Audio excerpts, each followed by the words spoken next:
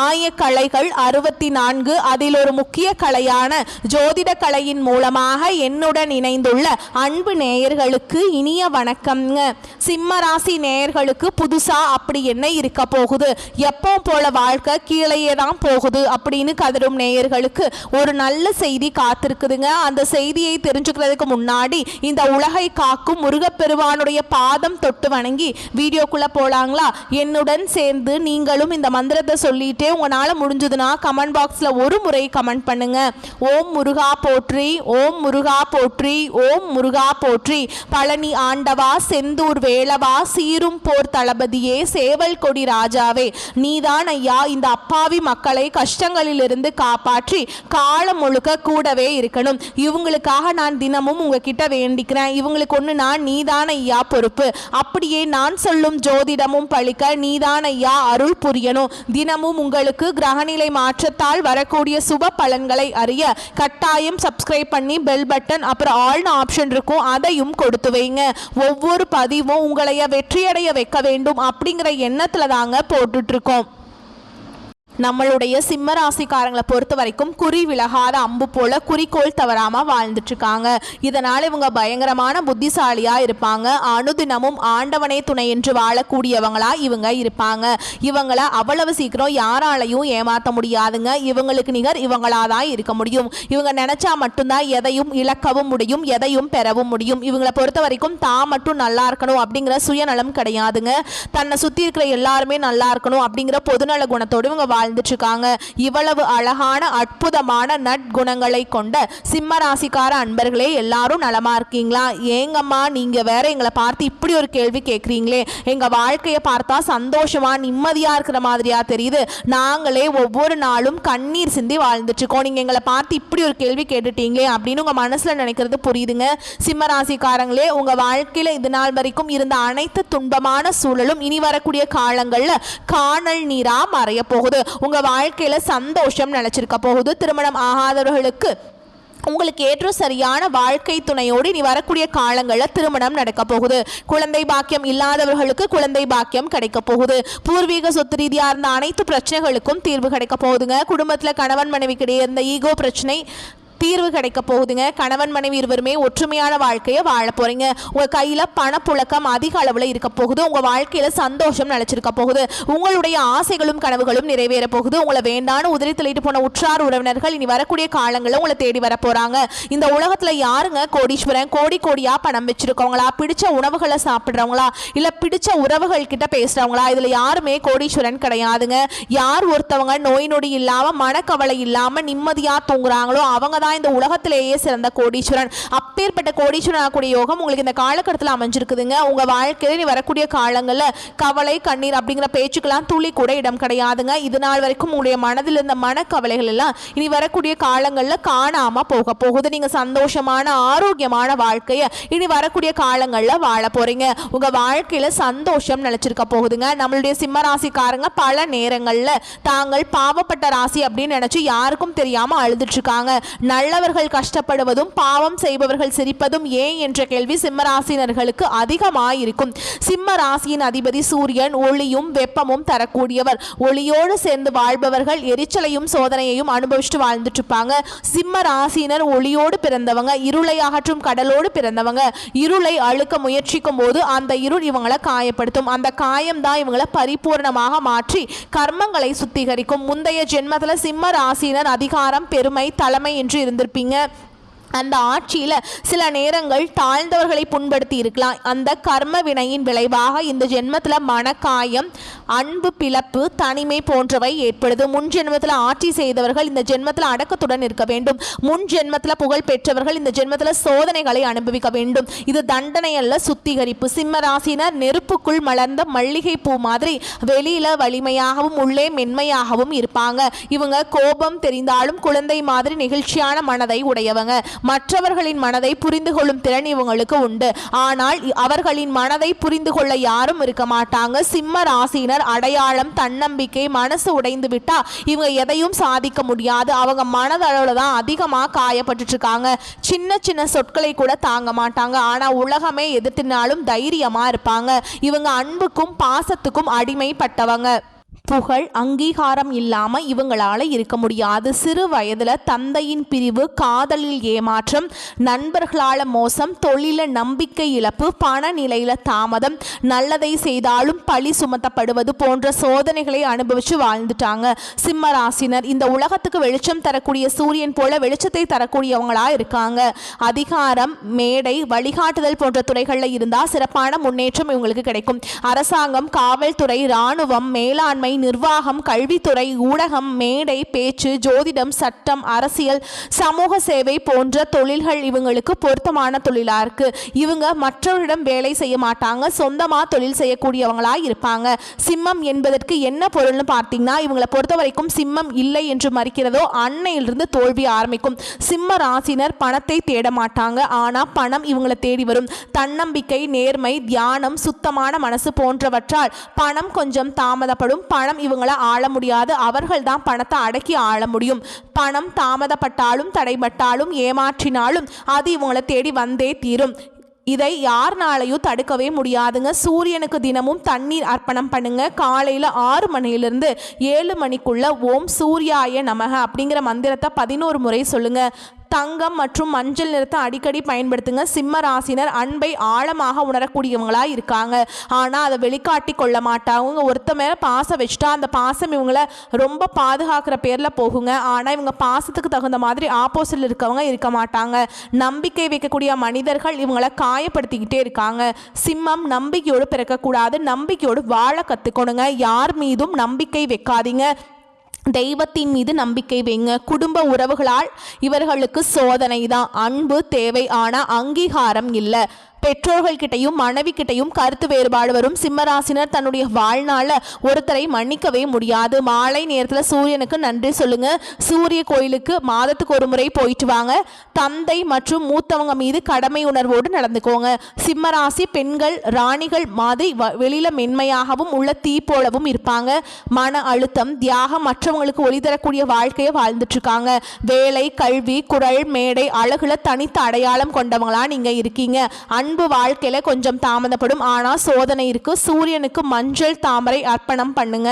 துர்க்கை அம்மனை வழிபாடு பண்ணுங்க. செவ்வாய் அல்லது வெள்ளிக்கிழமைகளை குஜராத்தில் இருக்கக்கூடிய சூரிய நாராயணர் கோயிலுக்கு போயிட்டு வாங்க. சிம்மராசிக்கார ஆண்கள் ஒளி, தலைமை, ஆளுமை கொண்டவங்க. மற்றவர்கள் பாராட்டுவது மட்டும்தான் இவங்களுக்கு உயிருங்க. அவமானத்தை அனுபவிச்சு தன்னுடைய கர்மத்தை கரைச்சிட்டு இருக்கீங்க. மனதளவுல பாதிப்பு, நம்பிக்கை இழப்பு, நண்பர்களால துரோகம் போன்ற கஷ்டங்களை அனுபவிச்சிருப்பீங்க. திங்கள் மற்றும் ஞாயிற்றுக்கிழமைகளில் சூரிய பகவான் வழிபாடு செய்யுங்க. சிவன் கோயிலுக்கு போயிட்டு வாங்க.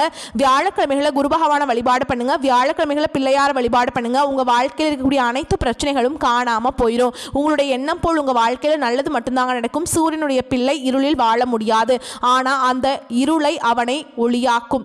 எத்தனை ஆயிரம் கைகள் மறைத்தாலும் ஆதவனை மறைக்க முடியாதுங்க. உங்களுடைய வெளிச்சம், பேரு, புகழ் எல்லாமே நல்லது. நீங்க நல்லவங்க. இந்த உலகமே உங்களை போற்றக்கூடிய நேரம் வரப்போகுது.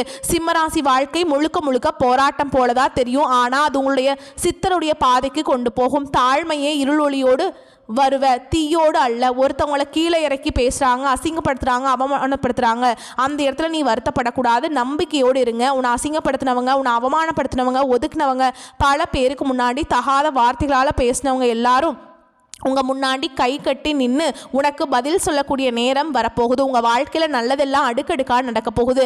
நீங்களே ஆச்சரியப்படக்கூடிய அளவுக்கு உங்கள் வாழ்க்கையில் நல்லதெல்லாம் நடக்குங்க. சிம்மராசிக்காரங்களே 25 வயசில் கஷ்டப்படுவீங்க. சோதனை அனுபவிக்கக்கூடிய காலமாக இருக்கும். 26 வயசுலேருந்து 35 வயசு வரைக்கும் தொழிலில் ஒரு நல்ல திசை வரும். உங்களுக்கான ஒரு அடையாளம் உருவாகும். 36 வயசுலேருந்து 45 வயசு வரைக்கும் பண நிலையில் உயர்வை பார்ப்பீங்க. பெரிய பேரு புகழ் உங்களுக்கு வந்து சேரும். 46 வயசுலேருந்து 55 வயசு வரைக்கும் குடும்ப வாழ்க்கை, குழந்தைகளுக்கான அங்கீகாரம், சமுதாயத்தில் பேரு புகழோடு வளம் வருவீங்க. 56 வயசுக்கு மேலே ஆன்மீகத்தில் வெளிச்சம், நிம்மதியாக இருப்பீங்க. இப்போ பார்த்தா எல்லா சோதனைகளும் முழுசாக உங்களை விட்டு விலகி இருக்கும். சூரியன் ஒளி தரதுக்கு முன்னாடி இருள் கடுமையாக இருக்கும். அது போல தான் உங்கள் வாழ்க்கையில் சோதனைகள் இருக்கிறது. எல்லாமே நீங்கள் வெளியில் தெரிய போகிறீங்க, பிரகாசமாக இருக்க போகிறீங்க. உலகமே உங்களை அறிய போகுது. முயற்சி பண்ணாலும் தடைபடுது, தாமதப்படுதுன்னு வருத்தப்பட்ட கூட சரிங்க, முயற்சியை கைவிட்டுறாதீங்க. நம்பிக்கையோடு ஒவ்வொரு ஒவ்வொரு விஷயமும் செஞ்சு பாருங்க, கடைசி நிமிஷத்துல கூட அது வெற்றியாக மாறும். அவன் விழுந்தாலும் அவனுடைய நிழல் வந்து ஒளியாக மாறும். அதுதான் சிம்மம். நீ வந்து ஒளிக்காக பிறந்தவன், மற்றவங்களுக்கு வெளிச்சம் தர பிறந்தவங்க. அதை புரிஞ்சுக்கோங்க. சிம்மராசிக்காரங்களே, ஒரு நாளும் உங்களுடைய நம்பிக்கையை கைவிற்றாதீங்க. சூரியனுடைய பிள்ளை இருந்தாலும் உலகத்துக்கு ஒளி தருமா. நீ அந்த சிம்மம் எரிந்து ஒளியாக மாற வந்தவன். மற்ற மனுஷங்களை போல கஷ்டப்படுறதோ, கண்ணீர் வடிக்கிறதோ, அழுகிறதோ, சோதனை நினைச்சு ஒரு மாதிரி மனசுக்கு இருக்குதே அப்படின்னு நீங்க வந்து கவலைப்படக்கூடாது. இதெல்லாம் உங்களுக்கு செட் ஆகாத விஷயம். விழுந்தா விதை போல, எழுந்தா ஆலமரம் போல. உன்னை ஒருத்தவன் கீழே தள்ளிட்டு வேடிக்கை பார்க்கறானா, அவனால் உன்னை தொட முடியாது. அந்த உயரத்துக்கு நீங்க போவீங்க. சிம்மம் என்னைக்குமே அரசர்கள் தான், மறந்துடாதீங்க. மற்றவங்க இழிவா பேசக்கூடாது. அது வந்து சூரிய பகவான் தண்டிச்சிருவாருங்க. நான் தான் சரி அப்படிங்கிற அகங்காரத்தை விட்டுறணும். கோபத்தில் முடிவெடுக்க கூடாது. அது உங்களுடைய ஒளியை மறைச்சிடும். இரவு நேரத்தில் சூரியனை வழிபாடு செய்ய வேண்டும். சக்தியத்தை மீறாதீங்க. சூரியன் வந்து சாட்சி கிரகமாக இருக்குங்க. இன்றைய உலகம் ஒளிக்காக காத்திருக்கு. ஆனால் அந்த ஒளி யார்கிட்ட இருந்து வரணும் தெரியுமா? சூரியனின் பிள்ளைகள் தான் அந்த ஒளி. சிம்மராசிக்காரங்க எரிந்த ஒளியாக மாற போறீங்க. நல்லது பண்ண போறீங்க. வெளிச்சத்தை கொடுக்க போறீங்க. சிம்ம ராசியுடைய சித்த ரகசியமே தான். உங்களுடைய வாழ்க்கை எரியக்கூடிய தீ போல உங்களுக்கு இருக்கலாம். ஆனால் அந்த தீயில தான் உங்களுடைய ஒளி இருக்கிறத மறந்துடாதீங்க. உங்களுக்கான நல்லது தாமதப்படுது, ஆனால் உங்ககிட்ட வராமல் போகாது. சிம்மராசிக்காரங்களே, எரியுங்க. தீப்பொறி போல எரிஞ்சு போங்க. ஆனால் ஒளியா மாறுங்க. உலகம் உங்களை தேடி வரும். சிம்மன் நினைச்சா அது சாதிக்கும். பொறுமையாக இருங்க. கோபத்தை கட்டுக்குள்ள கொண்டு வந்து வச்சுக்கோங்க. உங்களை சுத்தி இருக்கவங்க யாரு என்னங்க அதை புரிஞ்சுட்டு செயல்படுங்க. நீ வந்து சிங்கம், ஒரு சிங்கமா யோசி. நீ வந்து ஒரு அரசனா யோசி. உங்ககிட்ட இருக்கக்கூடிய கஷ்டங்களோ, சோதனைகளோ, உங்ககிட்ட இருக்கக்கூடிய எதிரிகளோ உங்களுக்கு ஒர்த்தானவங்களா, உன்னுடைய தகுதிக்கு தகாதவங்களா, தகுதியானவங்களா, இதெல்லாம் வந்து சமாளிக்க முடியாதா? தூசி மாதிரி தட்டி விட்டுறலாங்க. சிம்மத்தை யாராலையும் வீழ்த்த முடியாது. பெரிய யானையை ஒரு சங்கிலியை கட்டி வச்சிருக்காங்க. அதனுடைய குணம் என்ன? பெரிய மரத்தை கூட வந்து வீழ்த்த முடியும். ஆனால் அந்த சங்கிலியில் கட்டுப்பாட்டு தான் வந்து நம்ம இருக்குது. ஓகேங்களா? அந்த பகவானுடைய அன்புக்கு கட்டுப்பட்டிருக்கு. ஆனால் அந்த சங்கிலிக்கு கட்டுப்பட்டிருக்கு அப்படின்னு சொல்கிறீங்களா? நிச்சயமாக கிடையாதுங்க. அது அந்த பாகனுடைய அன்புக்கு கட்டுப்பட்டிருக்கு. அது போலதான் சிம்மம் வந்து நீ அன்புக்காக, பாசத்துக்காக, உண்மைக்காக, நீதிக்காக, நேர்மைக்காக, எல்லாத்துக்காகவும் அடங்கி இருக்கு. அதுதான் யானை படுத்துட்டா எறும்பு கூட சொல்லுமா, நீயே கீழே விழுந்துட்ட அப்படிங்கிற மாதிரி எல்லாம். எல்லாரும் இப்படி நம்மளை கொஞ்சம் குறைச்சி எடை போட்டால் நம்ம எந்திரிச்சு நின்று வேற மாதிரி அப்படிங்கிறத நம்மளுடைய செயல்களில் காட்டிடணும்னு வச்சுக்கோங்க. நம்மளை பார்த்து எல்லாருமே பயந்து ஓடிடுவாங்க. உங்கள் வாழ்க்கையில் இந்த காலகட்டம் நல்லது மட்டும்தாங்க நடக்கும். கெட்டதுங்கிற பேச்சுக்கு துளி கூட இடம் கிடையாதுங்க. அடுத்ததான் நம்முடைய சிம்மராசியில் இருக்கக்கூடிய ஒவ்வொரு நட்சத்திரக்காரங்களுக்கும் இந்த காலகட்டம் எப்படி இருக்குன்னு பார்க்கலாங்க. அந்த வகையில் நம்மளுடைய சிம்மராசியில் இருக்கக்கூடிய முதல் நட்சத்திரம் மகம் நட்சத்திரம். உங்களுக்கு இந்த காலகட்டம் எப்படி இருக்குன்னு பார்க்கலாங்க. இந்த காலகட்டம் சக ஊழியர்களிடம் சகஜமாக பேசி பழகிறது நல்லது. பண வரத்து அதிகமாகுது. எதிர்ப்புகள் நீங்கி எதிலும் உற்சாகம் உண்டாக போகுது. மன மகிழ்ச்சியாக இருக்க போகுது. பணம் செலவு செய்ய தயங்க மாட்டீங்க. நண்பர்கள் சேர்க்கையும் அவர்களால் உதவியும் உங்களுக்கு கிடைக்க போகுது. உங்களை விட்டு பிரிந்து சென்ற உறவுகள் உங்களை தேடி வரப்போறாங்க. உங்களை வேண்டான உதறி தள்ளிட்டு போன உங்களுடைய சொந்த பந்தங்கள் உங்களை தேடி வரப்போறாங்க. உங்களுடைய ஆசைகளும் கனவுகளும் நிறைவேற போகுது. குடும்பத்துல சந்தோஷம் நிலைச்சிருக்க போகுது. உங்க வாழ்க்கையில நல்லதெல்லாம் அடுக்கடுக்கா நடக்க போகுதுங்க. அடுத்ததான் நம்மளுடைய சிம்மராசியில் இருக்கக்கூடிய நட்சத்திரம் பூர நட்சத்திரம். உங்களுக்கு இந்த காலகட்டம் எப்படி இருக்குன்னு பார்க்கலாங்க.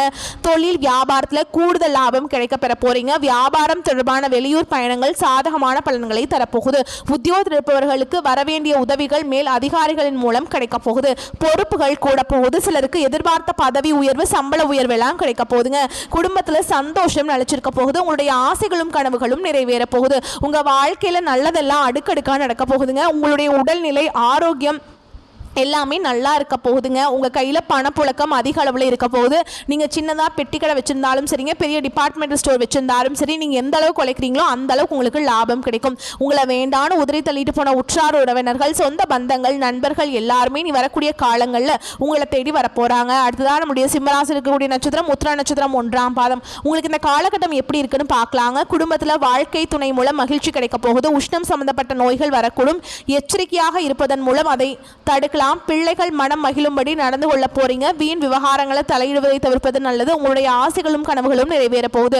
உங்க வாழ்க்கையில நல்லதெல்லாம் அடுக்கடுக்கா நடக்க போகுதுங்க. உங்க வாழ்க்கையில இந்த காலகட்டம் மேலும் நல்லதெல்லாம் நடக்க நீங்க செய்யக்கூடிய பரிகாரம் என்னன்னு பாத்தீங்கன்னா, உங்க வீட்டு பக்கத்தில் இருக்கக்கூடிய முருகர் ஆலயத்துக்கு போயிட்டு முருகரை மனதார வணங்கிட்டு வாங்க. உங்க வாழ்க்கையில் இருக்கக்கூடிய அனைத்து பிரச்சனைகளும் காணாம போயிடும். உங்களுடைய எண்ணம் போல் உங்க வாழ்க்கையில நல்லது மட்டும்தாங்க நடக்கும். கெட்டதுங்கிற பேச்சுக்கு துளி கூட இடம் கிடையாதுங்க. ஓம் முருகா போற்றி, ஓம் முருகா போற்றி, ஓம் முருகா போற்றி.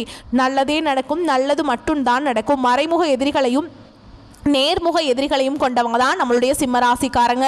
இவங்க ஒரு நிலையை தாண்டி தனக்கான ஒரு இடத்தை அடைஞ்சிட்டிங்கன்னா இவங்களை யாராலையும் ஒன்றுமே பண்ண முடியாதுங்க. அந்த ஒரு நிலையை அடையிறதுக்குள்ளே இவங்க ரொம்பவுமே கஷ்டப்படுறாங்க. நீங்கள் இந்த நிமிஷம் வரைக்கும் உங்களுக்காக வாழ்க்கையை வாழ்கிறதே கிடையாதுங்க. உங்களை சுற்றி இருக்கவங்களுக்கு பயந்து தான் வாழ்க்கையை வாழ்ந்துட்டுருக்கீங்க. நம்ம இந்த செயலை செஞ்சால் நம்மளை சுற்றி இருக்கவங்க நம்மளை பற்றி தப்பாக நினச்சிருவாங்களோ, இந்த சொல்ல சொன்னால் நம்மளை பற்றி அவங்க தப்பாக நினச்சிருவாங்களோ அப்படின்னு அடுத்தவங்களை கண்டு பயந்து வாழ்க்கையில் எந்த ஒரு செயலையும் செய்யாமல் ஒரே இடத்துல நீங்கள் முன்னேறாமல் நின்றுட்டுருக்கீங்க. இனி வரக்கூடிய காலங்கள்லையாவது யாரை கண்டும் அச்சப்படாம கடவுளை கண்டு மட்டும் பயந்தா மட்டும் போதுங்க. வேற யாரை கண்டும் நீங்க பயப்பட வேண்டாம். கடவுள் இந்த உலகத்துல உங்களை எதுக்காக படைச்சிருக்கார்? உங்களுக்காக நீங்க வாழணும் அப்படிங்கிறதுக்காக தான் படைச்சிருக்கார். உறவுகளுக்காகவும் நண்பர்களுக்காகவும் உங்களுடைய வாழ்க்கையை நீங்க தியாகம் பண்றது நியாயம் கிடையாதுங்க. உங்களுக்காக உங்க வாழ்க்கையை வாழ கத்துக்கோங்க. வாழ்ற வாழ்க்கை ஒரு முறை தாங்க. அந்த வாழ்க்கையை உங்களுக்காக வாழ கத்துக்கோங்க. அதே மாதிரி வரக்கூடிய வாய்ப்புகளை தவற விட்டுறாதீங்க. கெட்டியாக பிடிச்சிக்கோங்க. வாய்ப்புகள் ஒரு முறை தான் கதவை தட்டும். இந்த வீடியோ பதிவு உங்களுக்கு பிடிச்சிருந்ததுன்னா வீடியோக்கு ஒரு லைக் பண்ணுங்கள். நம்ம சேனலை சப்ஸ்கிரைப் பண்ணிக்கோங்க. மேலும் பிடிச்சிருந்தா ஃப்ரெண்ட்ஸ் அண்ட் ஃபேமிலிக்கு ஷேர் பண்ணுங்கள். நல்லதே நடக்கும். நல்லது மட்டும்தான் நடக்கும். வாழ்த்துக்கள். வாழ்க வளமோடு நலமோடு. நன்றி. வணக்கம்.